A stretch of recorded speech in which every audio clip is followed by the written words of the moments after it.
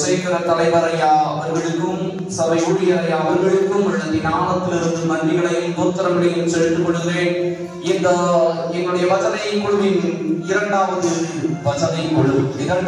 வசனை இதற்கு ஆக்கமும் ஊக்கமும் எடுத்த 3 நபரை நான் என் வாழ்விலே மறக்க முடியாது. என் அன்பு ஐயா இமானுவேல் செல்லகுமார் ஐயா பாடல்களை பாடினார்கள். 8 வருடங்களுக்கு முன்பதாக நாங்கள் இதே போல ஒரே மேடைகளை சந்தித்து அதே உறவிலே இந்த நாள் வரைக்கும் தேவன் எங்களை வழிப்படுத்தி வருகிறார். சிறந்த ஒரு பாடல் ஆண்டவருடைய கடந்த இப்பொழுது பாடலை பாடினார்கள் அன்பு சகோதரர்கள். அந்த பாடலை எழுதியது அருமையான இமானுவேல் செல்லகுமார் ஐயா அவர்களுக்கும் அருமையான ரூபன் ஐயா அவர்களுக்கும் இதை நடத்த வேண்டும் என்று சொல்லி கடந்த நாட்களிலே மேடை இறந்த பொழுதிலும் இந்த நாளிலே உங்களுடைய பரிசுத்த யோவான் ஆலயம் சமூகத்திலும் நல்ல வாய்ப்பை ஏற்படுத்திக் கொடுத்தார். அவர்களுக்கும் அருமையான ஜூனியர் ஆசிரியர் அவர்களுக்கும் குடும்பத்தினருக்கும் நான் உள்ளத்தின் ஆழத்திலிருந்து நன்றிகளையும் தோத்திரங்களையும் செலுத்திக் கொள்கிறேன். ஆண்டவர் தாமே ஒவ்வொருவரையும் ஆசீர்வதிப்பாராக. மாலை வேளையிலே இயேசு கிறிஸ்துவின் சீடர்களை பார்த்து சீடர்கள் இயேசுவை பார்த்து கேட்டார்கள், பொழுது போயிற்று, ராத்திரி சமீபமாயிற்று, எங்களோடு தண்ணீர் விடி சொல்லி கேட்டபோது இயேசு அவர்களுக்கு செவிசாய்த்தவராய் அவரோடு தங்கினார் என்று திருமறை சொல்வது. நாமும் ஆண்டவரை வருத்தி அழைப்போம். தேவன் இந்த வசனை பிரசவத்தின் மூலமாய் நம்மோடு இடைபடிவாராக. வாருமையா ஓரகரே வந்தவிடா கண்ணீரோ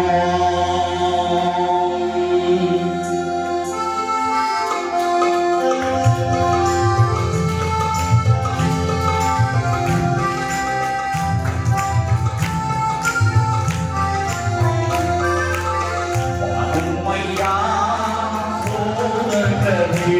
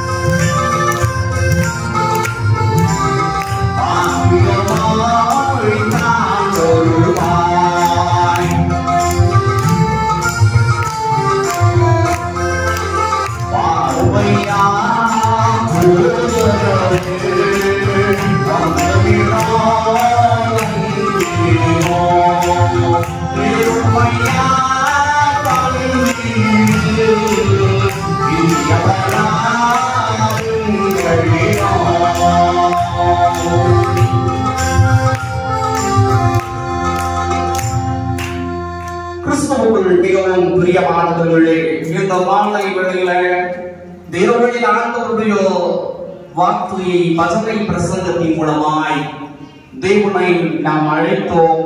ஆண்டவரும் இந்த வசனை பிரசங்கத்தில கலந்து கொண்டு நம்மை ஆசீர்வதிக்கும்படியாய் வந்திருக்கிறார். இந்த ராத்திரி வேளையில இந்த அற்ப மனிதன் மூலமாய் தேவன் எங்களோடு என்ன பேச இருக்கிறார் என்ற சில சிந்தையோடு நீங்கள் காத்திருந்து உங்கள் வாழ்விலே ஆசீர்வாதத்தை பெற்றுக்கொள்ள எவர்தான் இயேசு கிருபை செய்வாராக.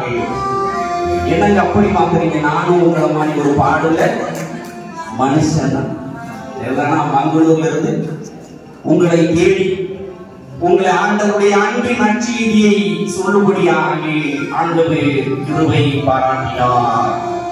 கர்த்தர் தெரிந்து கொண்ட ஜனத்தை எப்படி காக்கிறார், எவ்வாறு வழி நடத்துகிறார் என்பதை நாம் அறிய அழைக்கப்பட்டிருக்கிறோம். பரிசுத்த வேதாகமத்திலே பழைய ஏற்பாட்டிலே 8வது புத்தகம் 4 அதிகாரங்கள் கொண்ட 85 வசனங்கள் கொண்ட ஒரு குடும்பத்திலே நடந்த ஒரு சில சம்பவத்தை நம்முடைய ஆத்துமாக்களுக்கு பிரயோஜனமாய் தேவன் இந்த நாளில் என்னோடு என்ன பேச போகிறார் என்பதை உணர்ந்து காத்திருந்து செயல்பட ஆண்டவர் கிருபை செய்வாராக. பரிசுத்த வேதாகமத்திலே மொத்தம் எத்தனை புத்தகங்கள் உண்டம்மா? 66 புத்தகங்களில் பழைய ஏற்பாட்டிலே 39, புதிய ஏற்பாட்டிலே 27. புதிய ஏற்பாட்டிலே அவள் ஆணென்று பிள்ளை பெண்ணென்று பிள்ளை என்று சொன்னாலும் ஒரு பெண்களுடைய பெயரும் புதிய ஏற்பாட்டிலே அதிகாரங்கள் இல்லை. ஆனால் பழைய ஏற்பாட்டிலே பெண்களுக்கு உரிமை கொடுக்கப்படாத சூழ்நிலையிலும் 2 பெண்களின் பெயரிலே புத்தகங்கள் உண்டு. ஒன்று ரூத், எஸ்தர், மற்றொன்று ரூத்.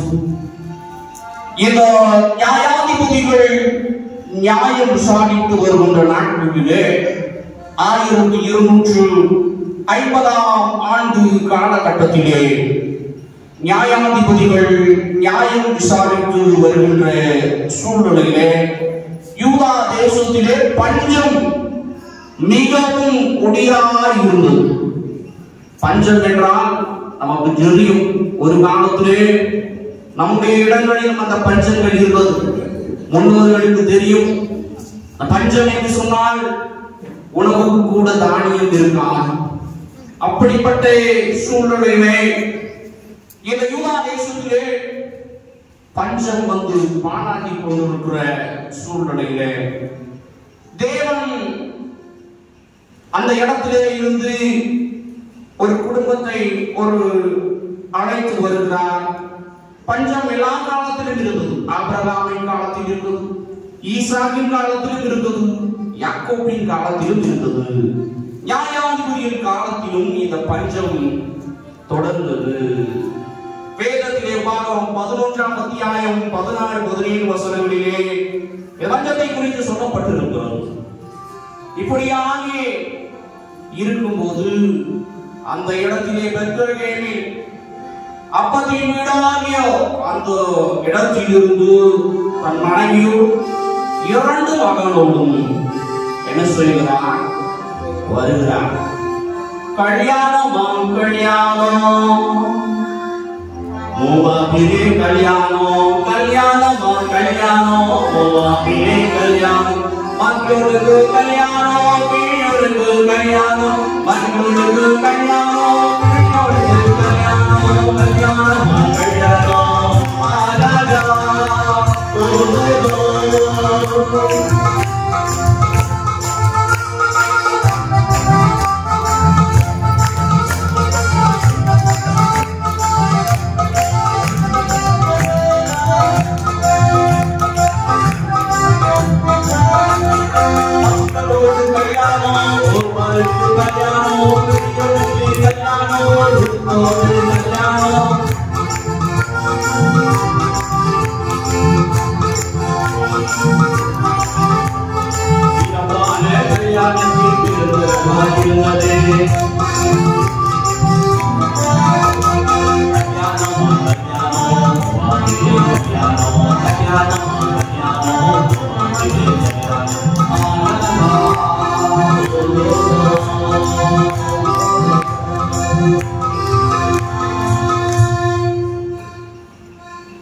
ஒரு மருமக வந்தாலே வீடு பிஸியாருங்க தாங்காது.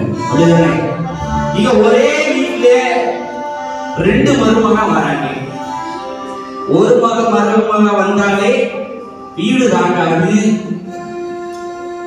புதுசா திருமணமான ஒரு வீட்டுல மாமியார் மருமகள் கல்யாணம் ஆச்சு. உடனே மாமியார் மருமகளை பார்த்து சொல்லுகிறார், என் அன்பு மருமகளே, இந்த வீடு ஒரு அமைச்சரவை மாதிரி. அதிலே என்னுடைய கணவனார் தான் முதலமைச்சர், நான் துணை முதலமைச்சர். உன்னுடைய கணவனார் இருக்கிறானே, அவன் சுற்றுலா துறை அமைச்சர். வெளியில போய் சுத்திட்டு வருவான், எல்லா வேலையும் செய்வான், வெளியில போய் எல்லாம் சுத்திட்டே வருவான். நாத்தனாருக்கு ஜவுளி துறை, அந்த துறை இந்த துறை. அதிலே உனக்கும் ஒரு பொறுப்பு இருக்கிறது. நீ என்ன துறை என்று சொன்னால் உணவுத்துறை, சமையல் செய்ய வேண்டும் என்று சொல்லி சொன்னார். உடனே மருமக பார்த்தாங்க, இன்முகத்தோடு சிரித்து கொண்டு இருந்ததை பார்த்த மாமியாரு, நம்ம சொல்றதுக்கு இந்த மருமக ஒத்து வந்துட்டாங்கன்னு சொல்லிட்டு அன்பா சொன்னாங்க, எல்லா பொறுப்புகளையும் என்கிட்ட தந்து கஷ்டப்படுத்துறத விட எல்லா பொறுப்புகளையும் மாமியார நீங்க வச்சுக்கிடுங்க, நான் எதிர்கட்சி தலைவராக செஞ்சுக்கிறேன், இருந்துக்கிறேன் நாங்களாம். அன்பானவர்களே, இன்றைக்கு குடும்பங்களிலே மாமியார் மருமகள் உறவிலே இப்படி இருக்கிற காலத்திலே மக்களோ கிளியோர் அவருடைய பிள்ளைகள் அவர்களாகவே கடந்து வருவதை நாம் இங்கே பார்க்க முடிகிறது. அவர்கள் பஞ்சம் தலைவிரித்தாடுகிற சூழலிலே பிழைப்பை தேடி அவர்கள் என்ன செய்கிறார்கள், கடந்து வருகிறார்கள். இந்த நேரத்திலே இந்த மக்களும் கிளியோ ரெண்டு பேர், அவர் தகப்பன் பேர் வைக்கும் போதே ஒவ்வொரு பேருக்கும் அர்த்தம் உண்டுங்க. இந்த ரெண்டு பேருக்குமே பேரிலேயே மக்களோன் என்றால் சுகவீனன், கிளியோன் என்றால் பலவீனன். இந்த ரெண்டு பேருக்குமே பேர் வச்ச மாதிரியே என்ன செஞ்சாச்சு, ரெண்டு பேரும் சுகவீனமானாங்க, ரெண்டு பேரும் பலவீனனும் ஆனாங்க. வாழ்க்கையில விசுவாசம் நமக்கு தேவை. ஒரு பெயர் வைக்கிறோம் என்றால் பெயருக்கு அர்த்தம் வேண்டும். இப்பொழுது என்னுடைய பெயர் டேவிட் என்றால் என்னுடைய தந்தை எனக்காக இந்த பெயரை ஏன் வைத்தார்கள், தாவீதை போல் பாட வேண்டும், தேவதூதரை போல் சுவிசேஷம் சொல்ல வேண்டும் என்று சொல்லி அந்த அர்த்தத்தோடு பெயர் வைத்தார்கள். அந்த அர்த்தம் இன்றைக்கு நிறைவேறுகிறது. ஆனால் இந்த மக்களின் கிளியோருக்கு பலவீனன் சுகவீனன் என்று அர்த்தம் உள்ள பெயரை வைத்ததினால் இருவரும் மாறிக்கு போகிறார்கள். வாழ்க்கையிலே என்னென்ன காரியத்திலே விசுவாசத்தோடு பெயர் வைக்கிறீர்களோ அந்த விசுவாசம் உங்கள் வாழ்க்கையிலே நிலைக்கும். அந்த விசுவாசத்திலே நீங்கள் ஒவ்வொரு நாளும் பலப்படுவீர்கள், வழி நடத்தப்படுவீர்கள். இந்த நேரத்திலே ஒருபால் என்ன செய்கிறாள், முத்தமிட்டு செல்கிறார். நகோமி, ஒருபால், ரூத் ஆகிய மூவருமாக அவர்கள் இருக்கிற சூழ்நிலையிலே இந்த நகோமி மாமியாரை உறுதியாக பற்றிக் கொள்ளுகிறதை பார்க்கிறோம். இந்த சூழ்நிலையிலே மாமியார் மருமகள் உறவிலே என்ன செய்கிறார்கள்? விடப்படுகிறார்கள். அப்பொழுது மாமியார் மருமகளை பார்த்து சொல்லுகிறார், நீங்க என்ன செய்யுங்க, எங்கேயாவது போய் பிழைச்சுக்கோங்க, நான் கஷ்டத்தோடு இருக்கிறேன், வேதனையோடு இருக்கிறேன் என்று சொல்லி சொன்ன நேரத்திலே அவர் சொல்லுகிறார், பாணியை முத்தமிட்டு சென்று விடுகிறார். ஓர்பாய் இயேசு கிறிஸ்துவுக்கு முன் அடையாளங்கள். இயேசு போல் இருந்த யூதாஸ் இயேசுவை காட்டி கொடுக்க வேண்டிய சூழ்நிலையில அவரை முத்தமிட்டு காட்டி கொடுத்து விட்டு கடந்து சென்றாங்க.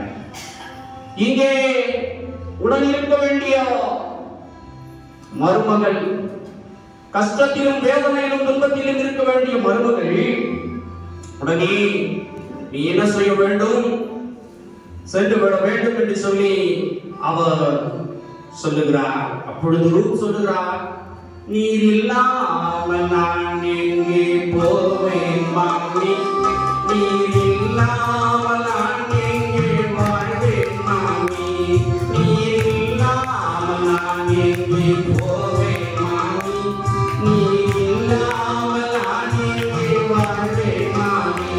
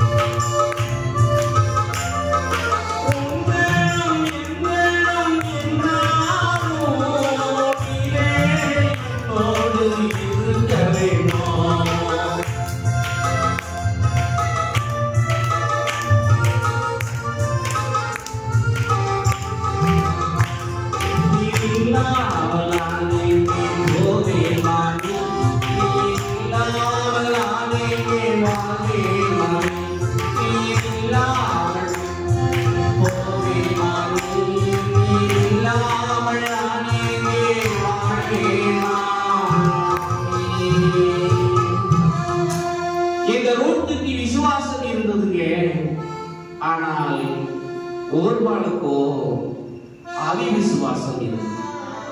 இது பல வேளைகளிலே நம் வாழ்க்கையிலும் அழைத்த தேவன் என்னை நடத்துவார், கஷ்டத்திலும் பாடுகளிலும் வேதனைகளிலும் என்னை நடத்துகிற தேவன் என்னோடு இருக்கிறார் என்று சொல்லி வாழ்ந்து சாதிக்க வேண்டும்.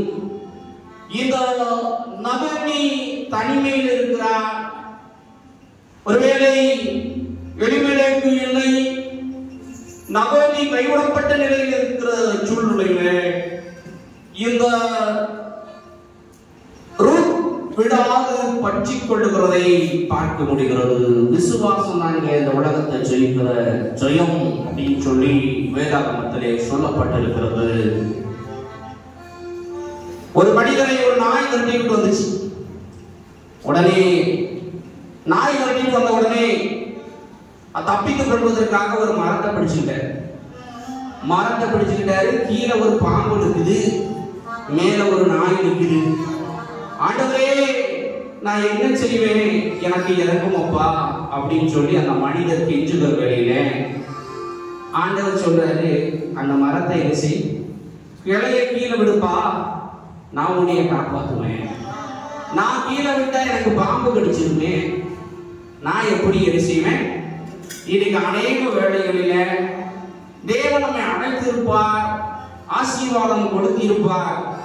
ஆனால் நாம் வேறற்ற நிலைமையிலே வாழ்ந்து கொண்டிருக்கிறோமா?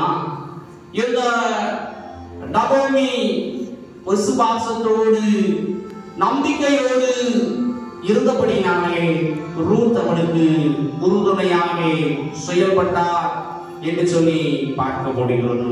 ரூத் என்றால் என்ன பொருளுங்க? ஸ்நேகம். ரூத் என்றால் ஸ்நேகம். நேசிக்கிற ஒரு அருமையான மாமியாரை நேசிக்கிறவராக இருக்கிறார். இன்றைக்கு நாம் எப்படி இருக்கிறோம்? நம்முடைய குடும்பம் எப்படி இருக்கிறது? மாமியாரை நேசிக்கிறவர்களாய் இருக்கிறோமா என்பதை சற்று சிந்தித்து பார்ப்போம். பலபடி சொல்லுவாங்க, மாமியார் உடைச்சா மண் குடம், மருமக உடைச்சா பொன் குடம். சரிதான? மாமியார் உடைத்தால் அது மண் குடம்.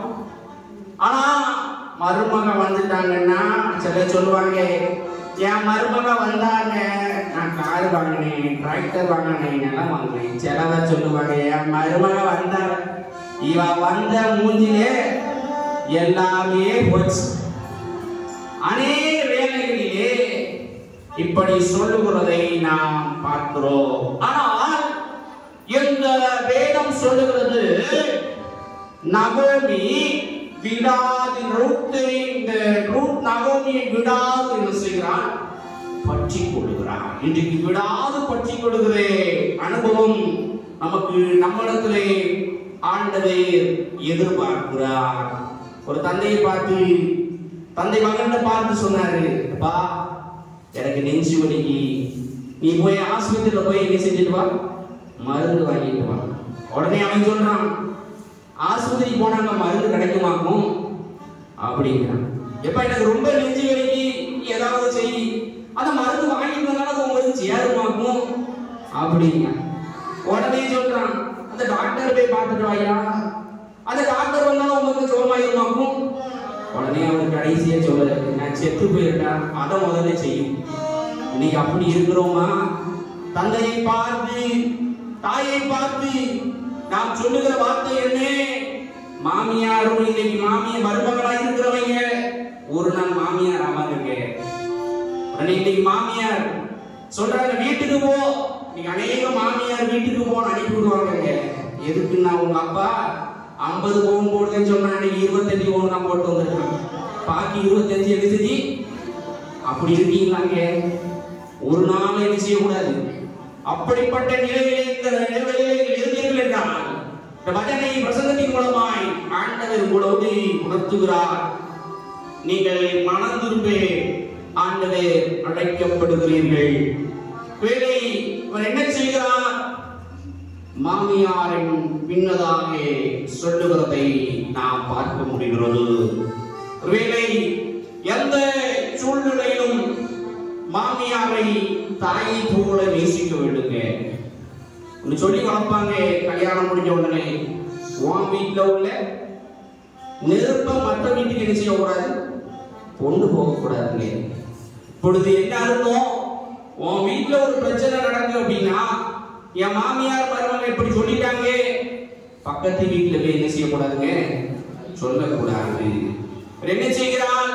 அநேக வேளைகளிலே பிரச்சனைகளுக்கு காரணமாக இப்படிப்பட்ட சூழல் காணப்படுவதை நாம் பார்க்க முடிகிறது. ஒருவேளை இங்கே பஞ்ச நேரத்திலே எல்லாம் இழந்த சூழ்நிலையிலே அவர்கள் பெத்லகேமில் பஞ்சம் ஒழிப்பதற்காக வருகிறார்கள். சூழ்நிலைகளிலே கஷ்டம், வேதனை, கவலை, கண்ணீர். ஆனால் ஒரே ஒரு விசுவாசம் இருந்ததுங்க. தாவீதுக்கு ஒரு விசுவாசம் இருந்ததுங்க. என்கிட்ட இருக்கிறது 5 குழாங்கள். கோலியாத் பெரிதாக இருக்கிறார். கோலியாத் அடிச்சதுல பின்னாடி விழும், ஆனால் முன்னாடி விழுந்தார். என்ன காரணம்? கடவுள் சொன்னார், நான் உன்னோடு இருக்கிறேன், நீ எதிர்த்து போராடு பிரச்சனை வரும்போது. உடனே அவர் முன்னே இருந்து கூழாங்கல்லை தூக்கி வீசும் போது பின்னதாக இருந்து ஆண்டவர் பதவியை அடிச்சிட்டாருங்க. உடனே செஞ்சிட்டான், கீழே விழுந்துட்டான். அநேக வேளைகளிலே நம் விசுவாசம் குறையும் போது, விசுவாசம் குன்றும் போது நம் வாழ்வு எப்படி இருக்கிறது என்று சொல்லி நாம் சிந்திக்க அழைக்கப்பட்டிருக்கிறோம். என்னை விரும்பிக்கோ என்று நீங்கள் சொல்ல வேண்டாம்.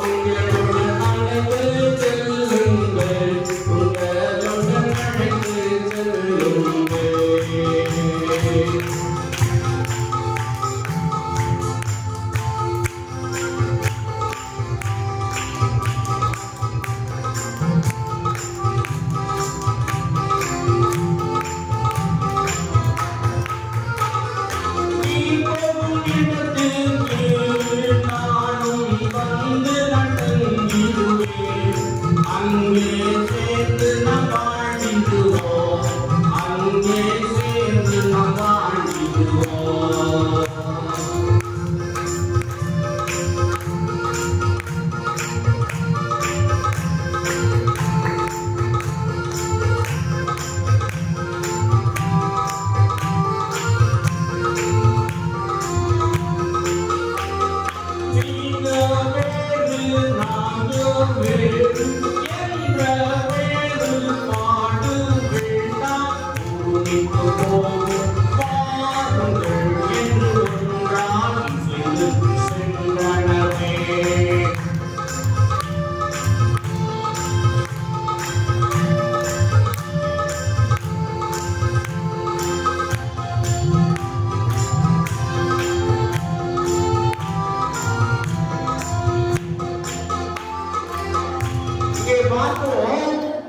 நீ வேறு நான் வேறு. உடனே ரூத் எப்படி இருக்கிறாள்? ஒரு இளம் ஒரு மருமகளாய் இருக்கிறாள். அவளுக்கு நினைத்திருந்தால் இந்த வாழ்க்கையிலே சந்தோஷமாய் வேறு மறுமணம் செய்து நன்றாக வாழ்ந்திருக்கலாம். ஆனால் அவளை நம்பி வந்து வயதான ஒரு நகோமியை எப்படி விடுவேன் என்று சொல்லி அவர்களோடு பயந்து வந்து வாழ்வதை நாம் பார்க்க முடிகிறது. இன்றைக்கு நம்முடைய வீடுகளிலே இப்படிப்பட்ட இசைவு இருக்கிறதா, இணைந்து வாழ்கிற அனுபவம் இருக்கிறதா என்பதை சற்று யோசிக்க அழைக்கப்பட்டிருக்கிற பிரியமானவர்களே. புதுசா கல்யாணம் ஆச்சு ஒரு தம்பதி இருக்கு, ஒரு வாரம் தான் ஆயிருக்கு, வீட்டுல உட்கார்ந்துட்டு இருக்காங்க. அப்பொழுது சாப்பிட்டு கொண்டிருக்கிறார் கணவர், மனைவி கட்டில உட்கார்ந்து இருக்கிறாங்க. திடீர்னு சொல்லிங்க வீட்டுக்குள்ள எலி வந்துச்சு. உடனே கணவனார் சொல்றாரு, இந்த எலி ஜன்னல் வழியாக வந்துச்சு. இந்த அம்மா சொல்றாங்க, இல்லைங்க இந்த எலி கதவு வழியாக வந்துச்சு. ரெண்டு பேருக்கும் வாக்குவாதம் முத்தி அடிக்கடியாகி சண்டை வாங்கிச்சு. உடனே அம்மா சூட்கேஸ் எடுத்தாங்க, பட்டு சேலைய மடிச்சு வச்சாங்க, நகையெல்லாம் மடிச்சு வச்சாங்க. பசை ஊருக்கு போயிட்டாங்க. அப்பா கேட்டாரு, அம்மா ஒரு வாரம் தான் நம்ம கல்யாணம் ஆயாச்சு, மறுபடியும் வீட்டுல வந்து நிற்கிய, அது வேற வேற பிரச்சனை. 20 நாள் ஆச்சு, 10 நாள் 20 நாள் ஆச்சு, கடந்து போச்சு. உடனே மாமனாரு பிள்ளைய கூட்டிட்டு வராருங்க, மாப்பிள்ளை கிட்ட வராரு. மாப்பிள்ள என்ன மாமா, வாங்க வாங்க மாமா, வாங்க மாமா கடவை இருக்கிறாரு, பிள்ளை உட்கார வைக்கிறாரு. சரி நடந்து போச்சு, சின்ன பிள்ளை தெரியாம எழுதிச்சுட்டா செஞ்சுட்டா, நீங்க சந்தோஷமா என்ன செய்யணும் வாழணும். உடனே கணவன் உம்முன்னு இருக்காரு, மனைவி பேச மாட்டேங்காங்க. கொஞ்ச நேரம் ஆச்சு, சாப்பாடு பொங்கி வை, நான் ஆபீஸ்க்கு போயிட்டு வரேன். வந்த உடனே உட்கார்ந்து சாப்பிட்டுட்டு இப்படி போயிட்டா, ஒரு வாரம் 20 நாள் நீ காய போட்டுட்டு போயிட்டிய, இப்படி ஆகிட்டே சொல்லி கணவனார் பேச ஆரம்பித்து கொண்டிருக்கும் போது மனைவி சொல்றாங்க, உங்களால தானங்க அந்த பிரச்சனை வந்துச்சு, என்னதான் இருந்தாலும் அந்த எலி சண்டை வழியா தான் வந்துச்சு நான் அம்மா சொன்னேன். உடனே சொன்னாரு, இல்ல கதவு வழியாதான் வந்துச்சு, பிரச்சனை எங்க இருக்கு, நம்ம கிட்டதான் என்ன செய்து இருக்கு. ஒருவேளை அந்த சூழ்நிலைகளை கடந்து வரும்போதுதான் பிரச்சனைகளை பார்த்தால் வாழ்விலே சோதனை, வேதனை, கஷ்டங்கள். ஆனால் இங்க பிரச்சனைகளை பெரிதாக பார்க்கவில்லைங்க இந்த ரூத். ஒருவேளை அவளுக்கு இருந்த ப்ராப்ளம் பெருசா இருந்திருக்கலாம். இவளோடு சென்றால் எனக்கு அவமானமாக இருக்குமே, இவளோடு நான் சென்றால் வாழ்விலே தீராத பிரச்சனையாக இருக்குமே என்று சொல்லி உடனே யோசித்து இருக்கலாம். ஆனால் எந்த பிரச்சனையும் பார்க்காமல் அவள் வருகிறாள். வந்து அங்கே பெத்லகேம் நோக்கி நடந்து வருகிறார்கள். ஐயா 15 ஆண்டு காலம் கழிச்சு பெத்லகேமுக்கு வருகிறாள். இந்த நகோமி சொல்லுகிறாள், என்னை நகோமி என்று சொல்லி அழைக்க வேண்டாம், மாறா என்று சொல்லி அழையுங்கள் என்று சொல்லி அவர் வருகிறார். அந்த சூழ்நிலைகளை எல்லாம் கடந்தவர்கள் வந்து கொண்டிருக்கும் போது ஒரே ஒரு நம்பிக்கை இருந்தது, தேவன் என்னை நடத்துவார். நின்பாரே தரிசனோ நின்பாரே தரிசனோ அன்பாரே தரிசனோ விமனித சரி தொடுமதி கம்யனரும் குருதியில் நம்பி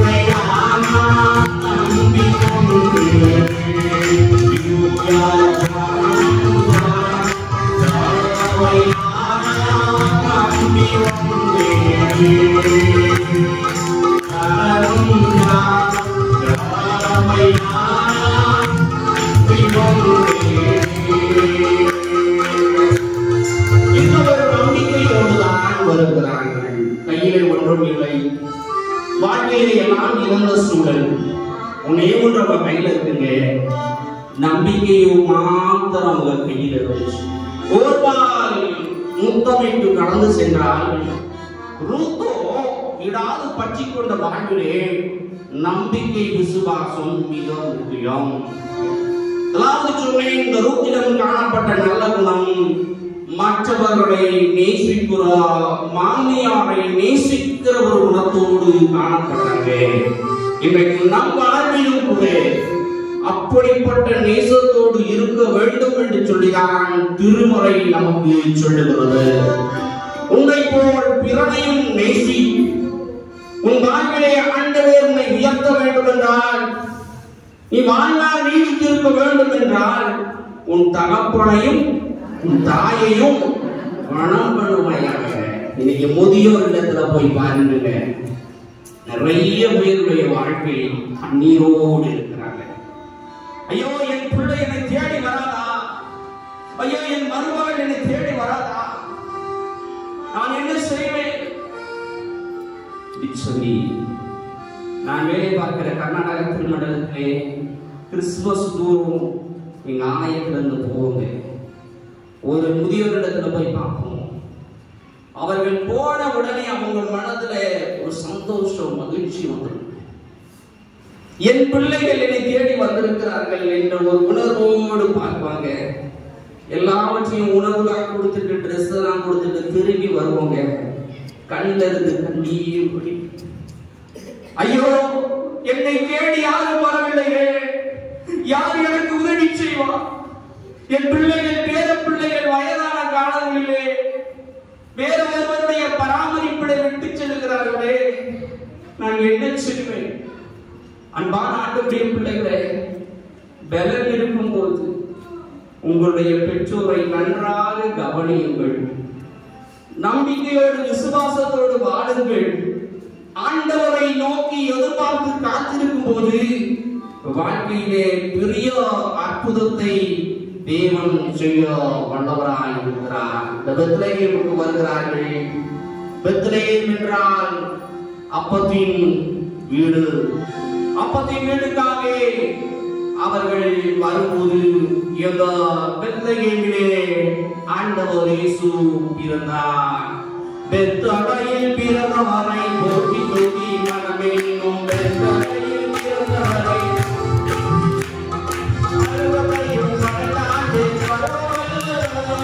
சர்வத்தையும் பரலாண்டு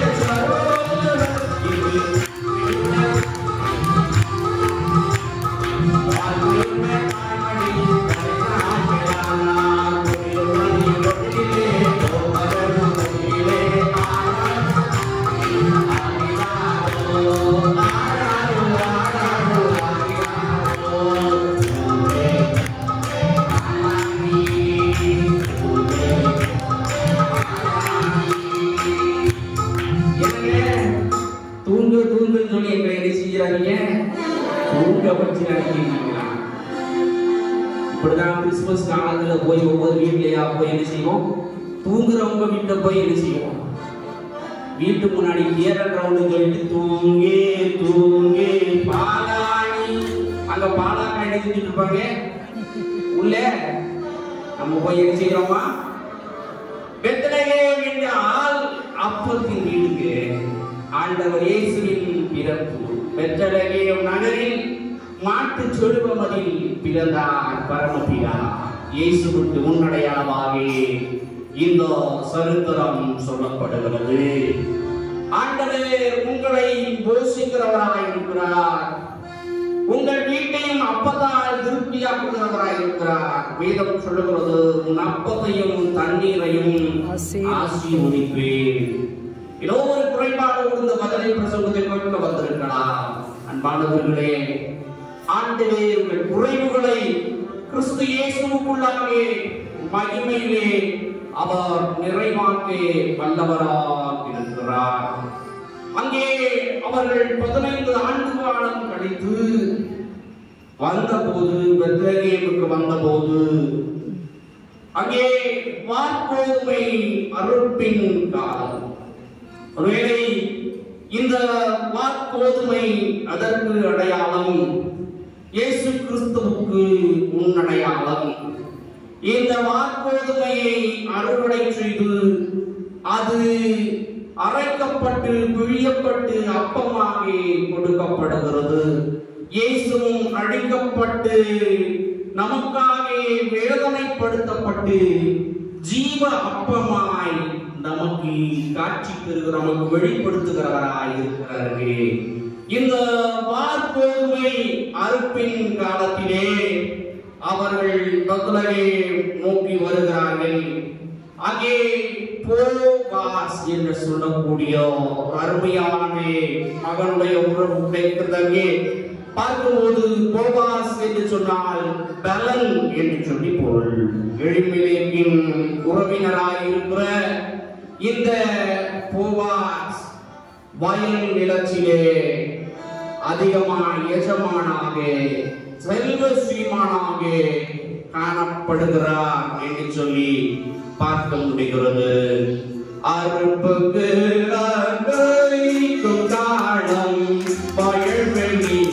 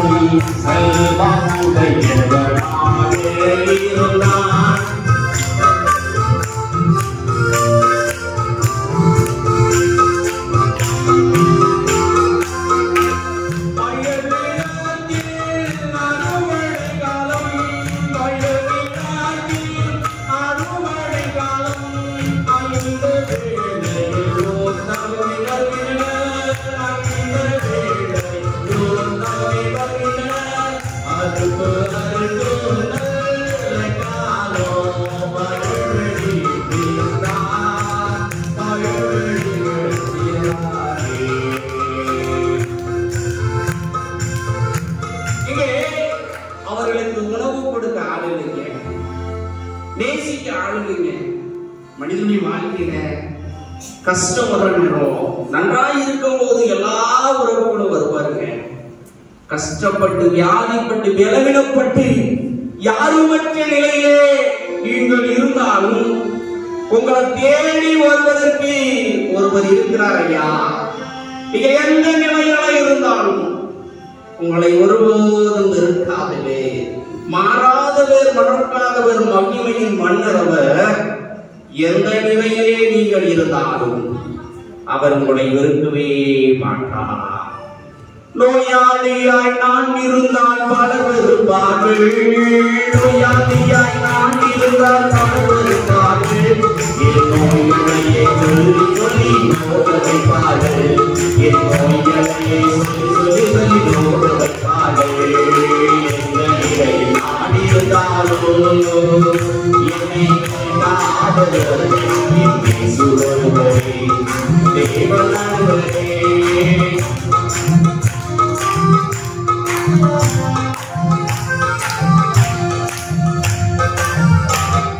கடனாளியாய் நான் இருந்தால் பலர் வெறுப்பார்கள். கடனாளியாய் நான் இருந்தால் பலர் வெறுப்பார்கள். என் கடன்களையே சொல்லி சொல்லி கலங்க வைப்பார்கள். என் கடன்களையே சொல்லி சொல்லி சொல்லி கலங்க வைப்பார்கள். எந்த நிலையில் நான் இருந்தாலும் என் காவலர் என் சுடர்வரே தேவனவரே. அனாதையாய் நான் இருந்தால் பலர் வெறுப்பார்கள். அனாதையாய் நான் இருந்தால் பலர் வெறுப்பார்கள். அன்பு வேண்டுமா என்று அழைய வைப்பார்கள். அன்பு வேண்டுமா என்று அழைய வைப்பார்கள். எந்த நிலையில் நான் இருந்தாலோ என்னை காவலர் இயேசுவே தேவனவரே. எந்த நிலையில் இருந்தாலும் உங்களை அழைத்த தேவனுக்கு தெரியும் ஐயா. வழி நடத்தும் வல்ல தேவன் வாழ்வில் நாயகனாய் இருந்தது. இந்த ரூத்தையும் நகோமியையும் வழி நடத்தினார். உணவு கொடுக்க யாரும் இல்லை, காணம் நோக்கி ஓடி வந்தோம் என்று சொல்லி கையில் ஒன்றுமில்லாத நிலைமையிலே ஆண்டவர் அவர்களை வழி நடத்தி வருகிறதை பார்க்கிறோம். அந்த நேரத்திலே வார்கோதுமை அறுப்பின் காலத்திலே அங்கே தற்செயலாய் இந்த போவாஸ் வருகிறார். தற்செயலாய் அநேக காரியங்களை நாம் பார்க்க முடிகிறது. தற்செயலாய் அந்த இடத்திலே வந்தபோது என்று சொல்லி இங்கே இந்த போவாஸ் வருகிறார். உடனே மாமியிடம் சென்று நான் என்ன செய்ய வேண்டும் என்று சொல்லி கேட்க போது கதிர் பொறுக்க வேண்டும் என்று சொல்லி சொல்லுகிறார். அங்கே இஸ்ரவேலர்கள் லேவியராகமம் 19ஆம் அதிகாரம் 9-10 வசனங்களிலே நாம் பார்க்கிறோங்க. அந்த அறுவடை நாட்களிலே வெளியிலே உள்ள சுற்றி இருக்கிற கதிர்களை விட்டு அறுவடை செய்ய வேண்டும். ஏனென்றால் அந்த பயிர்கள் கஷ்டப்படுகிறவர்களுக்கும் அந்நியருக்கும் வேதனையோடு இருக்கிற பிள்ளைகளுக்கும் அதை விட வேண்டும் என்று சொல்லி இஸ்ரவேலுடைய நியமமாக இருந்தது. அவ்வாறு அவள் கதிர் பொறுக்க செல்கிறாள். யாரும் தெரியாத ஒரு இடம், யாருமே அறியாத ஒரு இடத்திலே கண்ணை கட்டி காட்டுல விட்ட மாதிரி சொல்லுவாங்க. எல்லாவற்றையும் இழந்த சூழ்நிலையில அவர் என்ன செய்கிறாள்? கதிர் பொறுக்க செல்கிறாள். அப்பொழுது தற்செயலாய் இந்த போவாஸ், பலம் என்று சொல்லக்கூடிய அர்த்தமோடு உள்ளக்கூடிய போவாஸ் அங்கே வருகிறார். அங்கே கதிர் பொறுக்கிற எல்லாரும் போவாசை பார்த்து சொன்னார்கள், ஐயா கர்த்தர் உங்களோடு இருப்பாராக, கர்த்தர் உங்கள் ஆவியோடு இருப்பாராக. அங்கே சொல்லுகிறார், எல்லாரும் இணைந்து அங்கே சொல்லுகிறார்கள், கர்த்தர் உங்களோடு இருப்பாராக. இவர்களெல்லாம் மறுமொழி என்ன செய்வார்கள்? இததான் நம்ம எங்க சொல்றோம், கம்யூனியன் சர்வீஸ் நற்கருணை ஆராதனையில இதுவரைக்கும் நீங்க நினைச்சிருக்கீங்க, ஏன்டா இதை சொல்லிட்டு இருக்காரு ஐயா, நாமும் திருப்பி சொல்றோம். இது போவாஸ் அங்கே தன்னுடைய வேலையாட்கள் எல்லாம் வேலை பார்த்து கொண்டிருந்த போது வயல்வெளியிலே சொன்ன வார்த்தை தான் இந்த வார்த்தை. இந்த போவாஸ் இயேசு கிறிஸ்துவுக்கு முன்னடையாளர்களே. இயேசு கிறிஸ்துவும் அங்கே இருந்த எல்லாரிடம் அநேக பாமர மக்கள் கஷ்டப்பட்டவர்களை பார்த்து அவர்களை நலம் விசாரித்து உதவி செய்கிறவராக இருக்கிறார். இங்கே இந்த பெண் பிள்ளை யார் என்று சொல்லி கேட்கிறார் ஐயா. நல்ல ஒரு கேள்விதான். அங்கே அவனுடைய கண்காணி நல்ல வார்த்தையை சொல்கிறார். மோவாப் பெண் பிள்ளை யாருடையவள் என்று சொல்லி பார்க்கும். மோவாப் தேசத்திலிருந்து வந்த பெண்.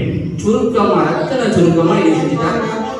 சொல்லி நாமளே அங்க கேட்ட சொல்லுவாங்க, ஐயா காப்பி குடிச்சிட்டீங்களா, சாப்பிட்டீங்களா?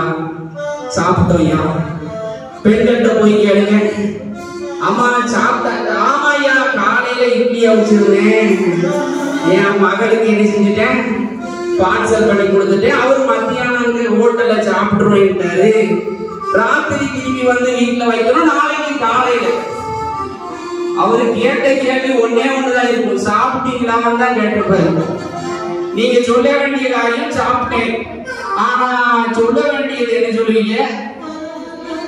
ஐயா நாளைக்கும் 4:30 மணிக்கும் இட்லிக்கு என்ன செஞ்சிருக்கேன், மாவு ஆட்டை போட்டிருக்கேன், அவங்களுக்கு சுட்டு கொடுக்கணும், அதையும் என்ன செஞ்சிருவோம்.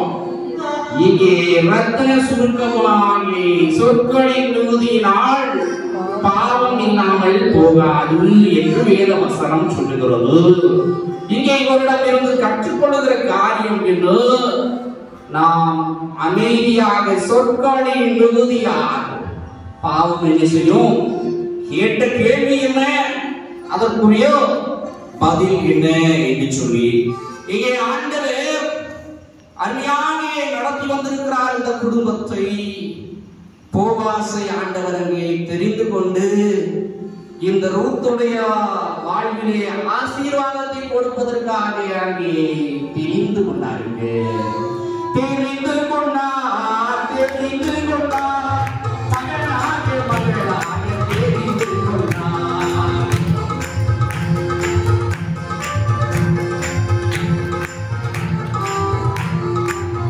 நான் இயேசுவின்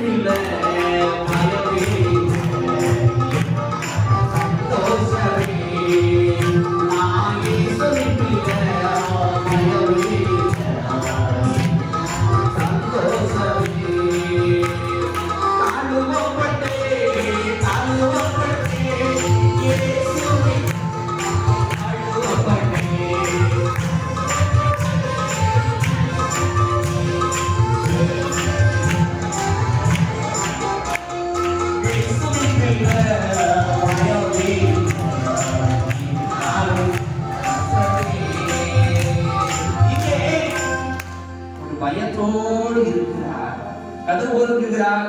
யாராவது என்னோடாவது சொல்லிவிட்டார், நாமும் கூட அநேக வேளைகளிலே வேலைக்கு செல்வோம்.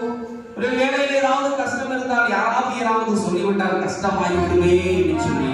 ஆனால் ஆண்டவர் ஒரு மனிதனை தெரிந்து கொண்டால், ஆண்டவர் ஒரு மனிதனை தெரிந்து கொண்டால் வாழ்விலே என்ன செய்ய வேண்டாம், கவலைப்பட வேண்டாம்.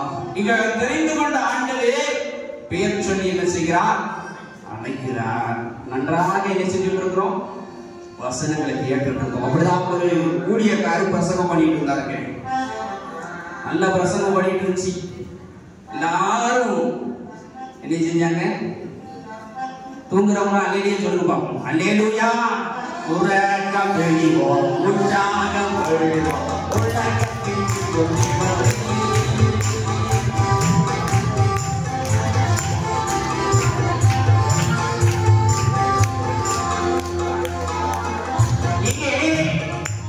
அந்த பிரசங்கம் செய்து கொண்டிருக்கிறார்.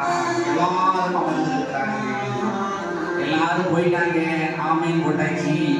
ஒரே ஒரு அம்மா மாத்திர உட்கார்ந்து கண்ணீரோடு தேம்பி அழுகிறாங்க. என்னையா, என் பிரசங்கத்தை கேட்ட ஒரு ஆத்மா மனதிரும்பி இருக்குது அப்படின்னு சொல்லி இந்த ஊழியக்காரர் சந்தோஷத்துல என்ன செஞ்சாருங்க இருந்தார்.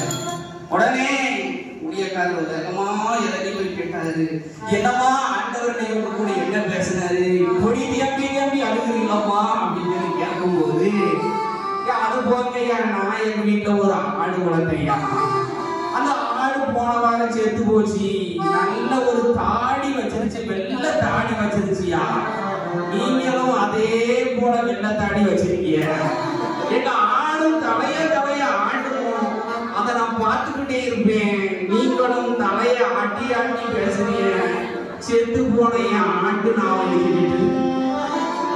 இப்படிதான் அநேக வேலைகளிலே நாம் என்ன செய்கிறோம் இருக்கிறோம். இங்கே என்ன செய்கிறான்? அவர் சொல்லுகிறார், நீ எங்கே போவாசுடைய கண்களில் இந்த பெண் யார்? உடனே சொல்றார் மோவாப்புடைய. உடனே சொல்றாரு, நீ எங்கேயும் போக வேண்டாயா, இங்கேயே கதிர்புற. இதுதாங்க கர்த்தருடைய கண்களில தயவு நடக்கிறது. நான் 12ஆம் வகுப்பு படிச்சுட்டு இருக்கும் போதுங்க எனக்கு பரிசோதனை செய்வதற்காக பரீட்சை பிராக்டிக்கல் ஆகிட்டு இந்த பிராக்டிக்கல் எக்ஸாமுக்காக பரிசோதனை செய்வதற்காக ஆசிரியர்கள் வந்திருக்கிறாங்க. வெளியில இருந்து ஆசிரியர்கள். உடனே எனக்கு ஒரு விதமான பயம். ஐயோ எப்படி இருக்குமோ, இவருடைய எக்ஸாம்ல ஃபெயில் ஆகி போட்டுருவாரா, கேள்வி கேட்டால் பதில் சொல்ல முடியாது என்று சொல்லி உடனே எல்லா மாணவர்களையும் கேட்டு வந்தாரு. என்கிட்ட வந்தவனே கேட்டாரு, எப்பா நீ என்னதான் ஆக போற அப்படின்னாரு. நான் சொன்னேன், ஐயரோட ஆக போறேன். உடனே சொன்னாரு, கர்த்தர் உண்மை ஆசீர்வதிப்பாரா. இந்த வார்த்தையை சொன்னாருங்க. நிஜமாகவே எனக்கு ஒரு விதமான பயம். ஐயோ நம்மகிட்ட கொஸ்டின் கேட்டா ஒரு கொஸ்டின் தெரியாது, ஃபெயில் ஆகி போட்டக்கூடாது. அங்கே கர்த்தருடைய கண்களிலே தயவு கிடைக்கிறது ஐயா. இங்கே போவாஸ் கண்களிலே இந்த ரூத்துக்கு ஒரு தயை கிடைத்தது ஐயா. இன்னைக்கு உங்கள் வாழ்க்கையிலும் மனிதருடைய கண்களிலே தயை செய்ய தேவன் வல்லவராக இருக்கிறார். எங்கும் நீ அழைந்து தீர்ந்திட வேண்டாம், எங்களுடனே கண்கிறோம்.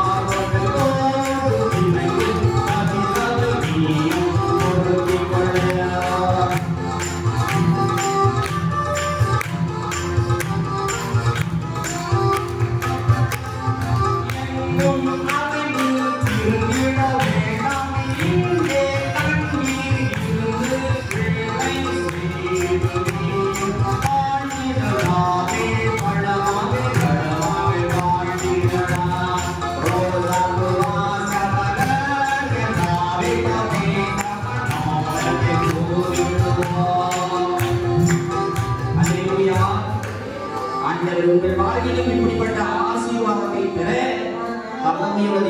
காணப்படுகிறார். வாழ்க்கையிலே கஷ்டம், வேதனை, துன்பத்தை தாண்டி வருகிறார் ஐயா. யாருமே ஆதரவு இல்லை. ஆதரவற்ற நிலையில இருந்த சூழ்நிலையே ஆண்டவரை நம்பி வந்து இந்த ரூத்துக்கு போவாசுடைய கண்களிலே தயை கிடைக்கிறது ஐயா. தயை மூலமாக சொல்லுகிறார், நீ எங்கேயும் என்ன செய்ய வேண்டாம், போக வேண்டாம், தண்ணீர் குடிச்சுக்கோ, தாகத்தை செஞ்சுக்கோ, தீர்த்துக்கோ, இங்கேயே இரு. வேலைக்காரருக்கு கூட கட்டளை கொடுக்கிறார் ஐயா. அந்த பெண்ணை யாரும் என்ன செய்யக்கூடாது, எதுவும் சொல்லக்கூடாது. நம்ம என்ன செய்வோம், ஓனர் முதலாளி ஒன்று சொல்ல மாட்டேன், இந்த வேலை பார்க்கணும் என்ன செய்வோம், சூப்பர்வைசர் சொல்லுவோம், ஏய் அப்படி செய் இப்படி செய், அவரு சொல்லிட்டு போயிடுவார். என்ன செய்யக்கூடாது, டிஸ்டர்ப் பண்ணக்கூடாது. எல்லாம் அறிந்த போவாஸ் அழகாக சொல்லிவிட்டு அங்கே கடந்து செல்வதை பார்க்கிறோம் ஐயா. வாழ்க்கையிலும் கூட தேவன் அமிதமாய் சரியான பாதையிலே நல்ல திட்டங்களை கொடுத்து அங்கே ஆசீர்வதிக்கிறவராய் காணப்படுகிறார். நல்ல இடத்தை காண்பிக்கிறார். கதை பொறுப்பதற்கு ஒரு இடம் இருக்கிறது. நாமும் கூட திருச்சபை என்கின்ற என்ற ஒரு இடம் இருக்கிறது. இங்கே உங்களுக்கான கதிர்களை நீங்கள் அறுவடை செய்வதற்காக தான் தேவன் தந்தை திருச்சபை. நம்ம என்ன செய்வோம்? சிஎஸ்ஐ சபையில ஆவியும் இல்லை, அனலும் இல்லை. இங்க நம்ம வாழ்க்கையில ஆவியும் அனலுமாய் இருந்தால் உங்கள் வாழ்விலே என்ன செய்வீங்க? கதிர் பொறுக்குவீர்கள், ஆசீர்வதிக்கப்படுவீர்கள். இந்த சிஎஸ்ஐ தேவாலயத்தில் வந்துதான் தேவன் நம்மை ஆசீர்வதித்தார். கல்யாணத்துக்கு வேணா ஏன் ஐயா என் பிள்ளைங்க ஐக்கிய வாசிக்கணும் வருவோம். அந்த கல்யாணம் முடிஞ்சிடும். என்ன செஞ்சிடும்? 3 நாள் தான் கோயிலுக்கு என்ன செய்வாங்க? 3 நாள் தான். முதல் நாள் என்ன செய்வான்? பிள்ளைக்கு ஞானஸ்நானம் வந்து வருவான். ஞானத்தாய் மாமன் இருப்பாங்க. அன்னைக்கு சண்டை போட்டுட்டு போறவங்க மாமனார் மாமியார் என்ன செய்ய மாட்டான். கோயிலுக்கே அடுத்தது கல்யாணத்துக்கு என்ன செய்வான்? 3ஆவதாக என்ன செய்வான்?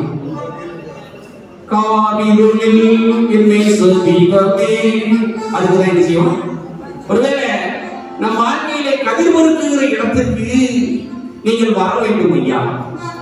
உங்களுக்கு நல்ல கதிர்களை அறுவடை செய்ய வேண்டும் என்றால் திருச்சபை என்கின்ற வயல்வெளி உங்களுக்கு இருக்கிறது.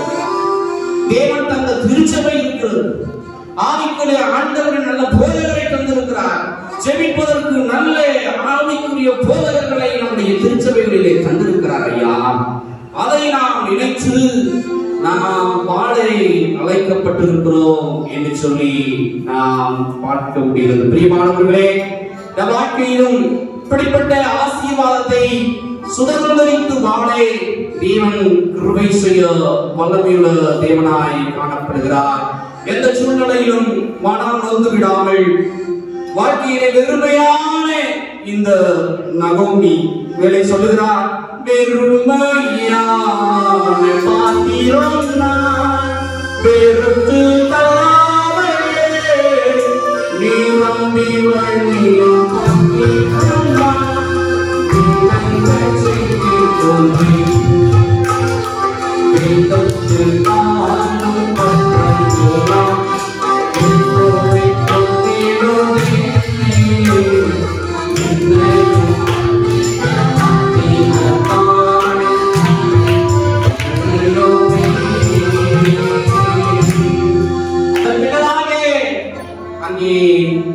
ரூத்தை பார்த்து அவை வயல்வெளியிலே கதிர் பொறுப்பின உடனே பசி ஏற்படும். வயல்ல வேலை செஞ்சவங்களுக்கு தான் என்ன செய்யும்? பசிக்கும்.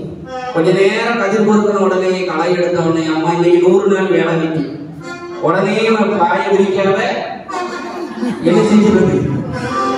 கவர்மெண்ட் எதுக்குதான் சம்பளம் கொடுக்கணும்? இது வரைக்கும் தெரியல. சரிதானா? இன்னைக்கு உழைப்பு கிடையாது. 1 மணி நேரம் அந்நாட்களிலே மாமனார் மாமியாரு ஒன்னா இருக்கணும்னா மாமனார் நெல்லை அடிச்சு மாமியாரு நெல்லை புச்சணும், மருமகன் நெல்லை அடிச்சு வர.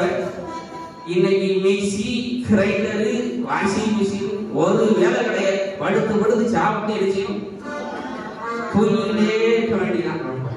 அப்படிப்பட்ட நிலைமையிலே என்ன செய்கிறான்? இருக்கிறோம். இவன் என்ன செய்கிறான்?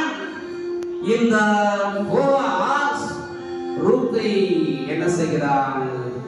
சாப்பிட அழைக்கின்றான். ரூத்தை சாப்பிட அழைக்கின்றான். போவாஸ் சாப்பிட அழைக்கின்றான். ரூத்தை சாப்பிட அழைக்கின்றான்.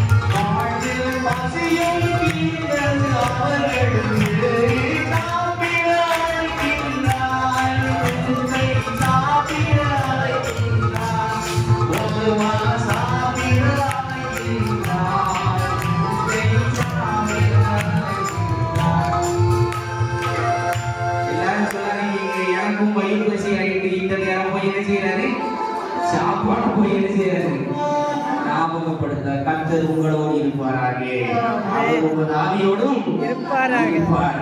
மேலான ஆசீர்வாதத்தை பெற்றுக்கொண்ட இந்த போவாஸ் சாப்பிட அழைக்கிறார்கள். நம்ம வீட்டில் யாராவது இருந்தாலும் வந்தார், ஞான ஐயாவுக்கு நன்றி செலுத்துகிறேன். 3 நாள் எங்களை பராமரித்து போஷித்த அருமையான ஜூனியர் சாருக்காக, டீச்சருக்காக அருமையான ஆண்டவர் நன்றி செலுத்துகிறேன்.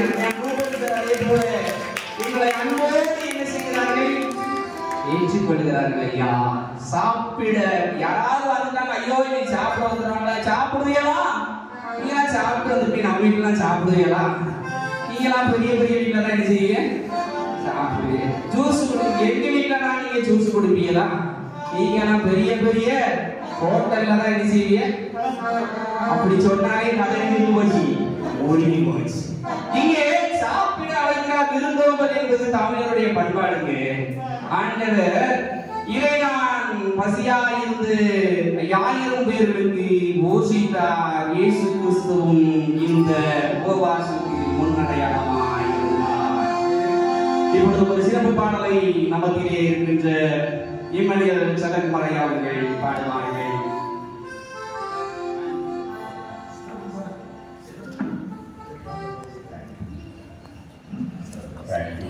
Haleluya.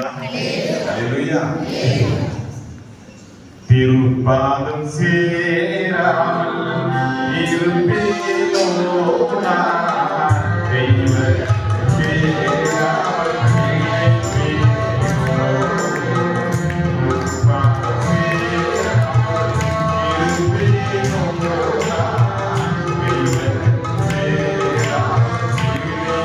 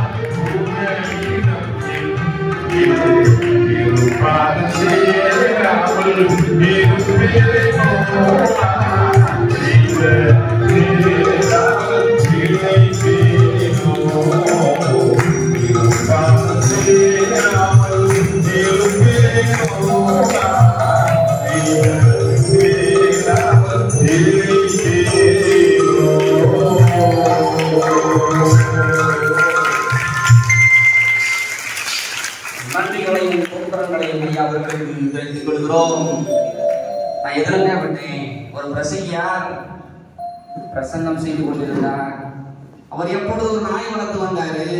அந்த நாயை எப்பவுமே பிரசங்கத்துக்கு போனா என்ன செய்வாரு, கேட்டி போட்டுட்டு தான் போவார். அன்னைக்கு உள்ளூர்ல பிரசங்கம் போற மாதிரி உள்ளூர்ல பிரசங்கம் உடனே அந்த நாயை செஞ்சாரு. உள்ளூர்ல தானே அப்படின்னு சொல்லி அவுத்து விட்டுட்டாரு. அந்த நாயே அவர் பிரசங்க மேடைக்கு வந்துட்டு உடனே அந்த நாயை கொண்டு என்ன செஞ்சாரு, வெளியில வேப்பமரத்துல விட்டுட்டு என்ன செஞ்சாரு, வந்துட்டார். இப்போ சபையார பார்த்து கேட்டாரு, நான் எதுல விட்டேன், நீங்க வேப்ப மரத்துக்கிட்ட வெட்டீரு. அநேக நேரங்களிலே நாம் அப்படிதான் இருக்கிறோம். இங்கே அவர் உணவு கொடுக்கிறார், சாப்பிடு அடைக்கிறார், எல்லாவற்றையும் கொடுத்து ஆசீர்வாதத்தையும் கொடுக்கிறதை பார்க்கிறோம். இங்கே போவாஸ் ரூத்தை பராமரிக்கிறார். இப்பொழுது இந்த போவாஸுக்கும் ரூத்துக்கும் என்ன செய்யணும்? ரூத் ஒருவேளை போவாஸ் எலிமெலேக்கின் உறவின் முறையான். அப்பொழுது வீட்டுக்கு போய் சொல்றாங்க, மாமியாருக்கு போய் நவமியிட்ட பற்றி நடந்த விஷயத்தை எல்லாம் என்ன செய்யும், பொம்பளையாருக்கு சொல்லையா வேணும். எங்க போனேன், அங்க வாக்குளத்துல இருந்து அலையப்படி வந்தேன், அங்க இருந்து இப்படி நடந்துச்சு, இங்க இப்படி நடந்து வந்தேன்.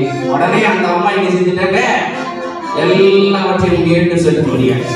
இப்படி ஒரு கதிர் பிறக்க போனேன், அங்கே போவாஸ் என்பவர் இருந்தார். வாக்கோதுமையும் வறுத்த கோதுமைகளையும் எனக்கு கொடுத்து அனுப்பினார்.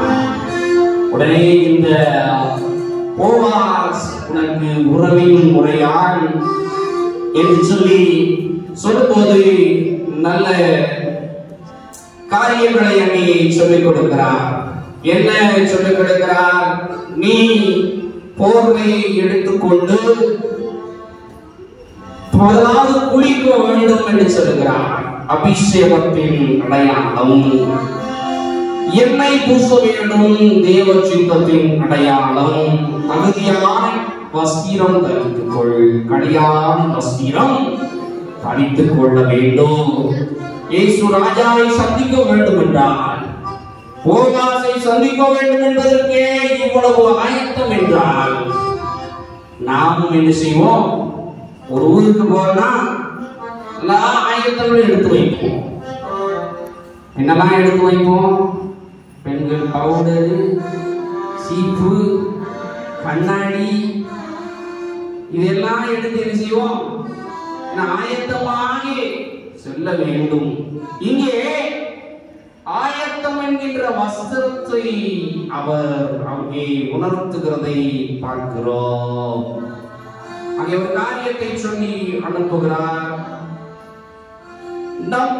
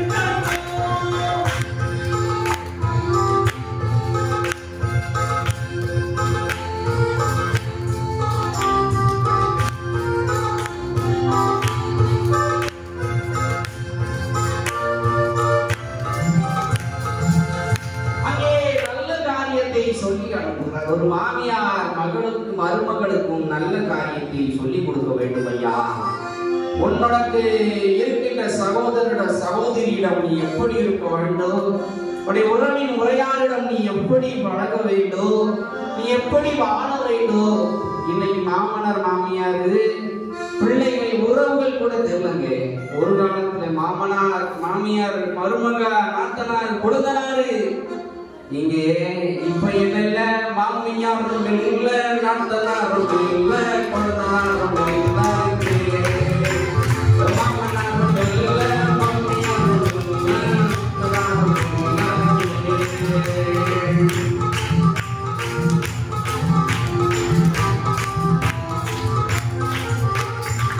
யாரும் கிடையாது. மாமனார் யாரு பிள்ளைங்க வீட்டுக்கு வந்தா நாட்டுல மாமா அத்து இன்னைக்கு வீட்டுக்கு வந்தா போயா நான் சரி போட இன்னைக்கு அப்படிதான் இருக்குங்க. ஒரு வீட்டுக்கு போயிருந்தோம், பிள்ளை இருக்கு, தகப்பன் தாயா இருக்கிறாங்க, நாங்க போயிருக்கிறோம்.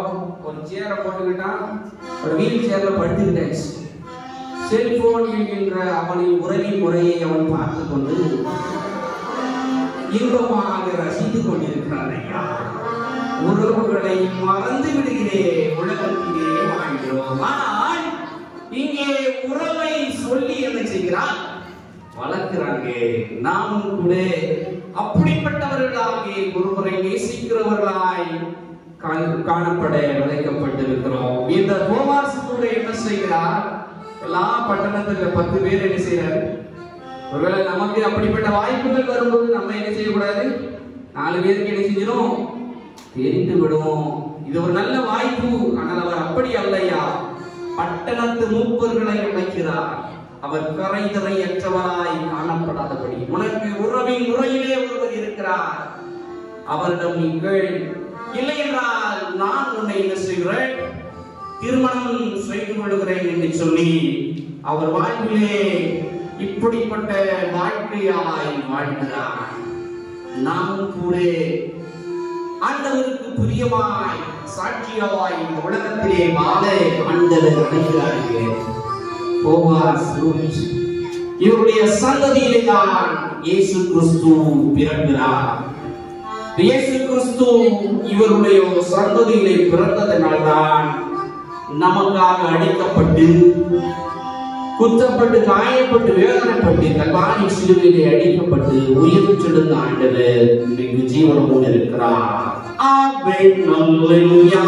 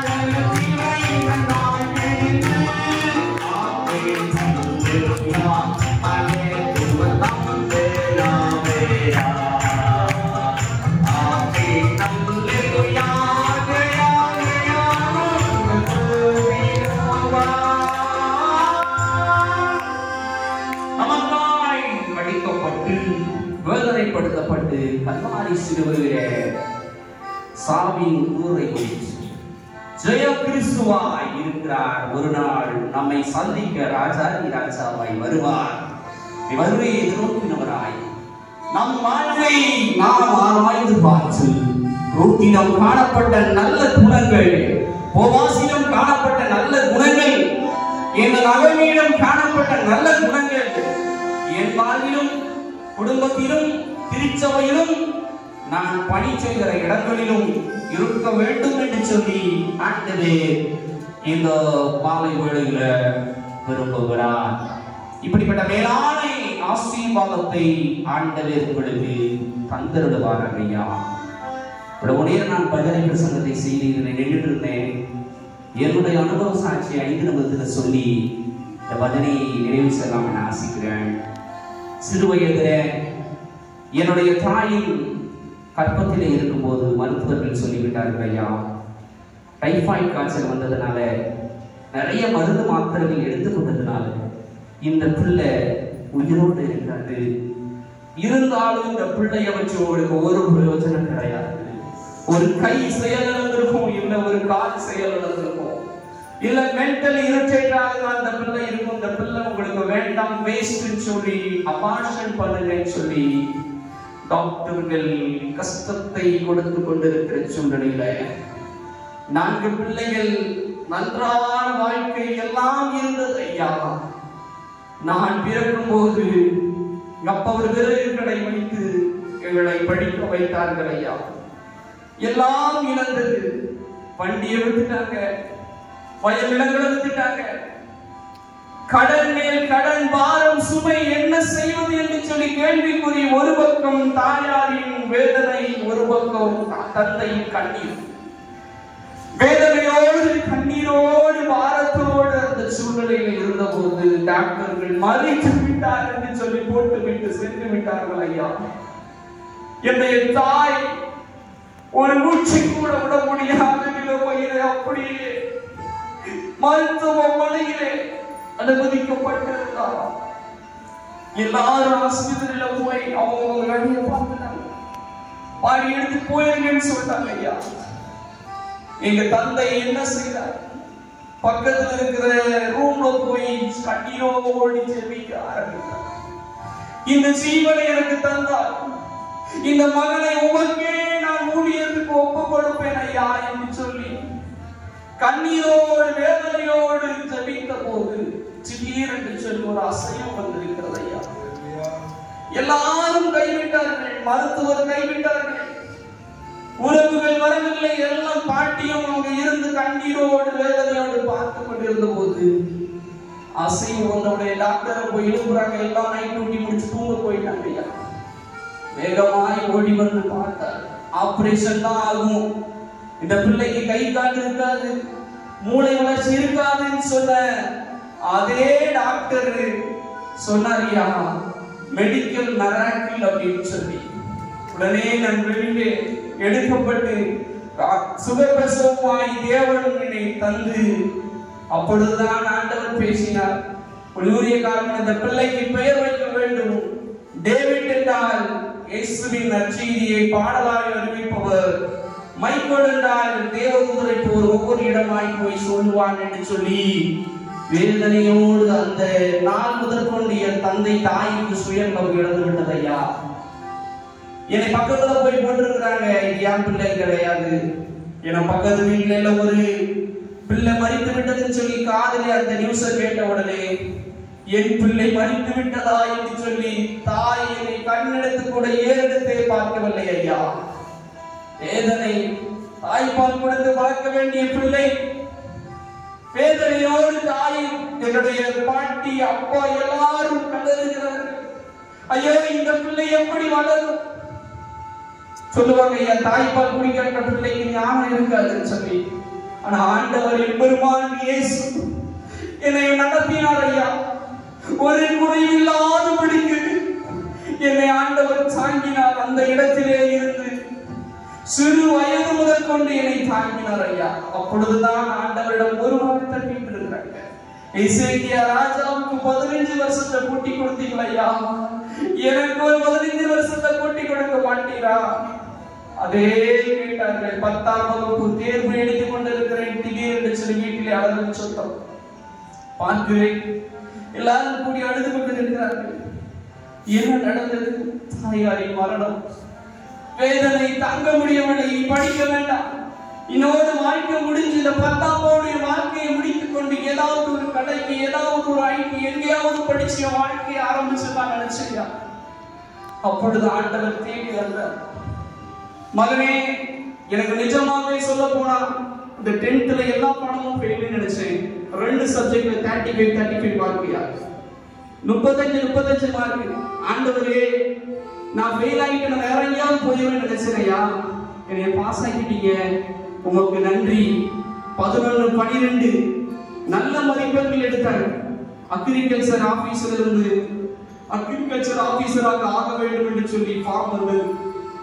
எல்லாவற்றையும் முதலில் தள்ளிவிட்டு இயேசுவை நோக்கி பார்த்தேன். இயேசு என்னை தேடி வந்தார், சந்தித்தார், என்னை வழி நடத்தினார். என் குடும்பத்தை வாழ்விலே ஒவ்வொரு நாளும் இறையில் கல்லூரி படிக்க வைத்தார். ரொம்ப கஷ்டம் ஐயா, படிக்கிறதுக்கு 4 வருடம் ஃபீஸ் கட்டணும். என் அன்பு தகப்பன் மோகன் சி லாசரஸ் ஐயா எனக்கு உதவி செய்யாங்க ஐயா. வீட்டை விட்டு சர்ச்சு காலேஜ் விட்டு அனுப்பி விட்டுருவாங்க. அந்த நேரத்திலே ஆண்டவர் அவர்களின் மூலமாக சகாயத்தை கிடைக்க நிர்மை செய்தார். ஒரு யாருன்னே தெரியாத ஒரு நபர் எனக்கு 2 வருடம் ஃபீஸ் கட்டினாங்க ஐயா. எல்லாம் முடிந்தது நினைச்சேன்.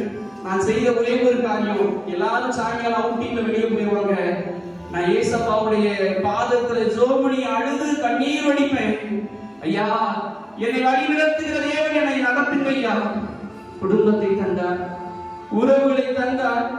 அதன் பின்னதாக இறையில் முடித்துவிட்டு கர்நாடகா மாநிலத்துக்கு போகணும். ஒரு பையை எடுத்துட்டு போறேன். ஒரு பாஷை தெரியாது, மொழி தெரியாது, 2 வாக்குத்தத்தத்தை தான் படிச்சுட்டு போறையா. நான் உனக்கு சொன்னதை செய்யும் உன்னை கைவிடுவதில்லைன்னு சொன்னார். இன்று அவர்கள் கண்களுக்கு முன்பாக மேன்மைப்படுத்துவேன்னு சொன்னார். பயப்படாதே, மகிழ்ந்து கலிகூறு, கர்த்தர் பெரிய காரியங்களை செய்வார் சொன்னாரியா. மனிதர்களை நம்புனதுனால டிலே ஆச்சு. ஆர்டினேஷன் உடனே கிடைக்க வேண்டிய ஆர்டினேஷன் டிலே ஆச்சு. 6 மாதம் சொல்லி மனிதனை வாழ்க்கையை நம்பி போகும்போது ஆண்டவருடைய சித்தம் 3 வருடம் கழிச்சு டீக்கராக 1.5 வருடத்துல பின்னரும் பிரஸ்பீட்டராக எனக்கு 2 சேகரத்துக்கு சேகர குரு தலைவராகவும் எனக்கு நல்ல ஒரு அன்பு மனைவியை கொடுத்தார். திருமணமானது, 2 பிள்ளைகளை தந்தார். நாங்கள் பணி செய்கிற இடத்துல திடீர்னு டிரான்ஸ்பர் போட்டு ஒரு ஐயவாளர்ல இல்ல குருவனம் நீங்க போய் அங்க ஊழியத்தை பாருங்கன்னு சொன்னாங்க. ஒரு காட்டு பகுதி ஐயா. முதல் நாள் போறேன், பொறுப்பெடுத்துட்டு ஃபுல் இருட்டு, காலை வைக்கிறேன், ஒரு விஷ பாம்பு ஐயா. ஒரு இம்மி பொழுது இன்றைக்கு கடித்திருந்தால் உங்கள் மத்தியில் இருக்க முடியாது. அந்த சூழ்நிலையை தேவன் என்னை காப்பாற்றினார். அருகில் இருந்த சகோதரன் சொன்னார், கால் பக்கத்துல இருந்து என்ன பாம்பு தெரியுமா? விஷ பாம்பு, கடிச்சிருந்தா உயிர் வாழ முடியாதுன்னு சொன்னாரு. என் ஆண்டவர் எங்களை நடத்தினார் ஐயா. 2 பிள்ளைகளை ஆண்டவர் தந்தார். பிள்ளை பிறக்காது, கொடி சுத்தி இருக்குன்னு சொன்னாங்க டாக்டர். ஏசப்பட்ட ஜோம், ஏசப்பா நீ எனக்கு இந்த பிள்ளையை கொடுத்தால் நான் உனக்கு சாட்சியாகவே வளர்ப்பேன், தேவனுடைய தயவு என்று சொல்லி ஜோனத்தான் என்று சொல்லி பேர் வைக்க கிருபை செய்தார் ஐயா. வாழ்க்கையிலே பல கஷ்டங்கள் பாடுகள். இன்றைக்கு இந்த ஊழியத்தை செய்வதற்கு ஆண்டவர் தான் உதவி செய்தார். நாங்கள் வருகின்ற வழியிலே கார்ல வந்துட்டு இருந்தோம். ஒரு பகுதிக்கு வந்த போது கார் நிலை தடுமாறி ஒரு குன்றின் மேல் மோதிவிட்டது ஐயா. நாங்கள் சற்று யோசித்தோம். மனைவி பிள்ளைகள் எல்லாம் முன்னாடி வந்து விழுந்துட்டாங்க. அந்த நொடி யோசிக்க நின்றோட வாழ்க்கை முடிந்து விட்டது என்று சொல்லி ஆண்டவரே என்று சொல்லி கண்ணீரோடு ஜெபித்த போது பக்கத்துல 150 அடி பள்ளம். கொஞ்சம் முன்னாடி விழுந்திருந்தா இன்னைக்கு எங்களை பார்த்திருக்க முடியாது. ஆனா ஆண்டவரிடம் நாங்கள் ஜெபித்தோம். அந்த இடத்துல பக்கத்துல எல்லாரும் உதவி செய்ய வந்தாங்க. உடனே நாங்கள் எடுத்துட்டு தேவன் அதே நிலைமையில எங்களை கொண்டு வந்து இன்றைக்கு அதே வாகனத்துல சரி செய்து உங்கள் மத்தியிலே கொண்டு வந்து சாட்சியாக இருந்திருக்கிறார். ஒரு ஹல்லேலூயா சொல்லுங்க. ஹல்லேலூயா. ஆண்டவருடைய ஊழியத்தை செய்வதற்கு பல தடைகள் வரலாம், பல போராட்டங்கள் வரலாம். ஆனால் அழைத்த தேவன் உண்மையுள்ளவராக இருந்தார்.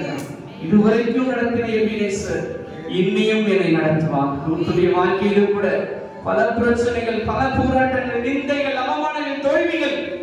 ஆனால் ஆண்டவரை சார்ந்திருந்தபடியாக, ஆண்டவரை பிடித்துக் கொண்டிருந்தபடியாக அவரை வழி நடத்தினார். நம்மையும் வழி நடத்துவார். அப்படிப்பட்ட மேலான ஆசீர்வாதத்தை தேவன் நமக்கு நிறைவாய் தந்து வழி நடத்துவாராக. ஈஸ்வவேலின் பராபரனே, இறங்கும் அடியார் வேளைகள்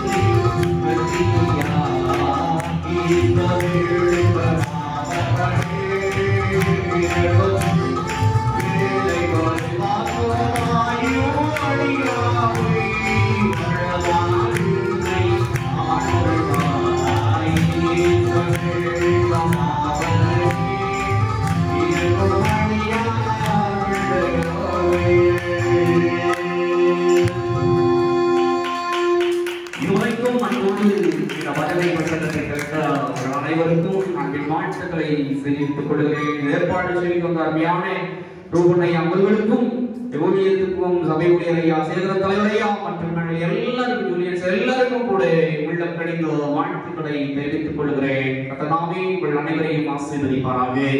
மங்கள பாடலோடு இந்த வசனை பிரசங்கத்தை நாம் நிறைவு செய்வோம். நீங்கள் சோபனமே இந்த பாடலை பாடி நாம் நிறைவு செய்வோம்.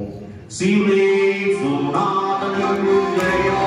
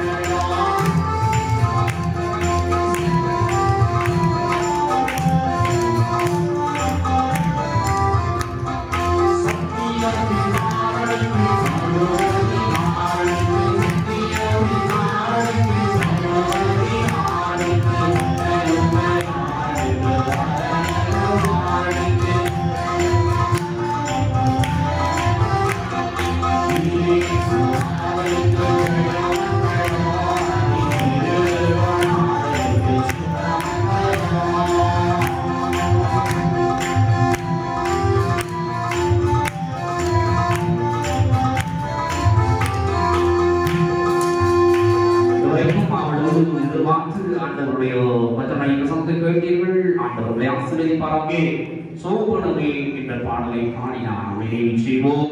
சோபனமே சோபனமே சோபன பெண்ணாய் சோபனமே